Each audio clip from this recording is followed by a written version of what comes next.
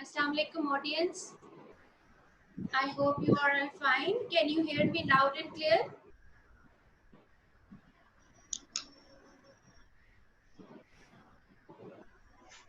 Assalamu alaikum Dr. Javed. Assalamu alaikum Dr. Ali.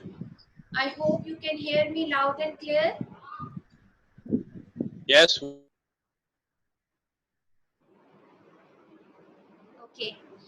So let's start with the third session of communication skills. And please mute your phone so that there won't be any disturbance. Can you mute your phones, please?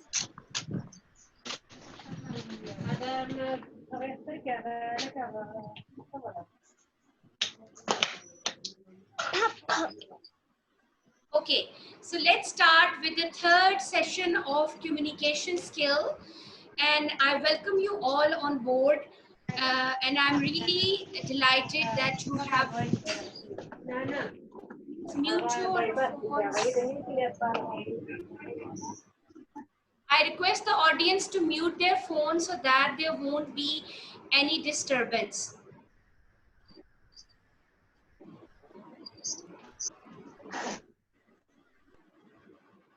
Okay, I welcome you all on the third session of communication skill. And as we have already discussed about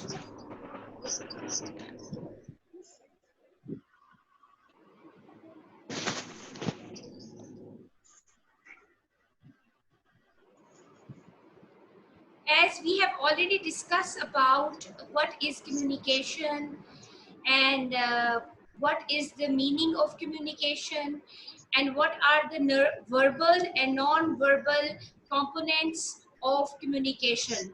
So today the point of focus will be barriers. Today we will talk about barriers, that what are the barriers that will affect communication when we talk to someone, when we communicate with someone, when we are trying to convey our message. What are the barriers that would affect our communication? So first of all, I would like to talk about personal barriers. What are personal barriers? Every person is an individual being and he has his own personal barriers. And in personal barriers, what we can include is lack of vocabulary. In personal barriers, we have lack of vocabulary because if a person does not have appropriate vocabulary to express himself or herself, then it would be really difficult to convey his message in a proper manner. And then, so the barrier, in a personal barrier, we have the problems that we face is lack of vocabulary, lack of knowledge. If we do not have enough knowledge about the particular topic, then obviously this also comes in personal barriers. So in personal barriers, we have lack of vocabulary, we have lack of knowledge. If we do not have appropriate knowledge about a topic, then obviously that will also be categorized as personal barrier. Then the other barrier that we have in personal barriers are lack of listening skills. What we do, we usually jump to the conclusion without understanding others' perspective, without understanding others' point of view. So we do not have patience to have listening skills. We do not listen to the message of others completely and we just come to the conclusion.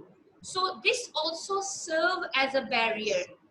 So we have discussed that in barriers we have lack of vocabulary, lack of knowledge, lack of listening skills. If we do not have appropriate listening skills, then again we have, lack of vocabulary.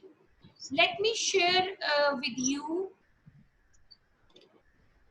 a slide about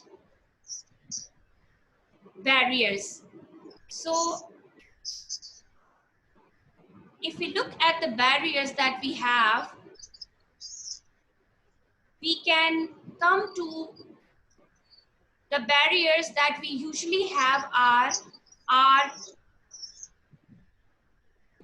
personal barriers and emotional barriers and physical barriers. These all are the barriers, organizational barriers, and we have environmental barriers, and we have language barriers. So basically, if we categorize it in a way, then we have 10 barriers that we face when we have, different, we are unable to communicate in a right way. So we were discussing about the personal barriers, and they are if selective attention. If a person does not have a selective attention, it means that if the person is impatient, he does not have that concentration level, he is not patient, he is unable to understand others' perspective, then it will be really difficult for a person to comprehend others' point of view. So that is also very important, that we have to be patient and we have to listen to others' perspective, and we have to let other complete their point of view, and then we can come to the conclusion. The other personal barriers that we face are lack of faith. If we have lack of faith on a person, if we do not trust that person, if we have a trust issue on a person, then again our communication process won't be complete. Then we have, if we have fear, if the fear element is very important in completing the whole process of communication. Because if we enter in a room, if we enter in an office, if we enter our house, or if a child enters in his own house or in a school or in any organization, and he is reluctant, he doesn't have, will to do certain thing, then again this process will be retarded. The other important thing which retard communication process is health, and it also comes in personal barriers, that if we do not have healthy mind, healthy body, then again it could affect, our um, whole communication process, that we won't be able to achieve that. And the other thing that we can also include in personal barriers are um, lack of time, lack of self-esteem, lack of confidence, lack of motivation. If a person is not motivated, if he's not directed, then obviously if he is not willing to achieve a certain task, then again it will affect him, because he won't be able to achieve that task. So these main things come under um, personal barriers. So all of us, all individuals are the product of their experiences. We all are the product of our experiences. Whatever experiences we have, whatever educational or personal experiences we have, according to that personal experiences, we always, face these problems categorically, that we have these personal barriers in our life, and we have to overcome these personal barriers through practice, through training, through different skill development. We will come to that part as well when we talk about overcoming these personal barriers. So I would like Dr. Javed to add his point of view on personal barriers. What he think about these personal barriers. Please add your views about that. Okay, thank you. Personal barriers based on personal problems and personal issues are also the social problems and social issues. When we face the personal problems, especially financial problems and lack of knowledge problems, guidance problems, then it becomes the highest level of issues. Issue is also problem. When we highlight it, then it becomes issue. That is the barrier of our for our progress and development in our life. It is very difficult to move it, and as you said, that environment is also a barrier. Environment is concerned with social setup, and there is atmosphere also, environment based on gases and the all other things. And atmosphere is based on personal attitude.